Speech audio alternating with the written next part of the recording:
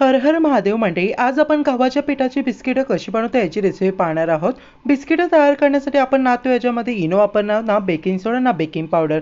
हे बघा, अतिशय कुरकुरीत बिस्किटं तयार होतात आणि चवीला म्हणा तर एकदम फर्स्ट क्लास। चला मग कुरकुरीत आणि एकदम टेस्टी बिस्किटं बनवायला सुरुवात करूया।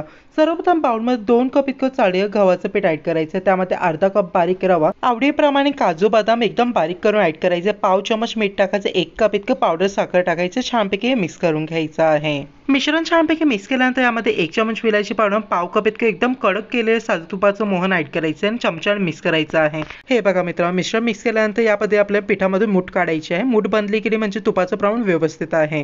आता यामध्ये 1 कप इतकं नॉर्मल पाणी आपल्याला ऍड करून छानपैकी पीठ आपल्या मीडियम सॉफ्ट मळून घ्यायचं आहे। हे बघा म्हणजे मीडियम सॉफ्ट या पद्धतीने बिस्किटाचं कणिक मळून घेतलेलं आहे। आता हा कणिक प्लेटने 10 मिनिटाकरता कव्हर करून साईडला ठेवून द्यायचा आहे।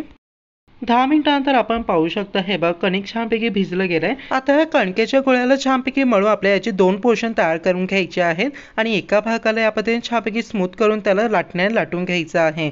या पद्धतीने आपल्याला मीडियम थिक अशी पोळी लाटून घ्यायची आहे। आता ही लाटलेली पोळी आपल्या छान स्क्वेअर मध्ये कट करून पोळीची जाडी बघा मीडियम ठेवलेली आहे आणि छानपैकी या स्क्वेअर पोळीवरती आपल्याला छानपैकी या पद्धतीने डिझाईन तयार करायची आहे आणि याला चौकोनामध्ये आपल्याला छानपैकी बिस्किटाच्या आकारामध्ये कट करायचं आहे। सो सुंदर अशी बिस्किटं मी कट करून घेतलेले आहेत। आता हे सगळे बिस्किट आपल्या प्लेटमध्ये काढून या पद्धतीने सर्व बिस्किट तयार करायचे आहेत आणि डायरेक्टली आता लो फ्लेमवरती आपल्याला छानपैकी तेलामध्ये बिस्किटं फ्राय करायचे आहेत।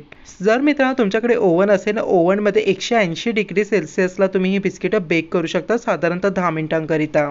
बिस्किटं मित्रांनो तेलामध्ये ऍड केल्यानंतर बिस्किटांचा कलर जसं चेंज व्हायला लागेल, बिस्किट आपल्या आलटून पलटून छानपैकी दोन्ही साईड गोल्डन ब्राऊन अशी फ्राय करून घ्यायची आहे। साधारणतः या प्रोसेसला आपल्याला 4 ते 5 मिनिटं लागणार आहेत आणि गॅसची फ्लेम आपल्याला लोच ठेवायची आहे, जेणेकरून बिस्किटं एकदम कुरकुरीत तयार होतील।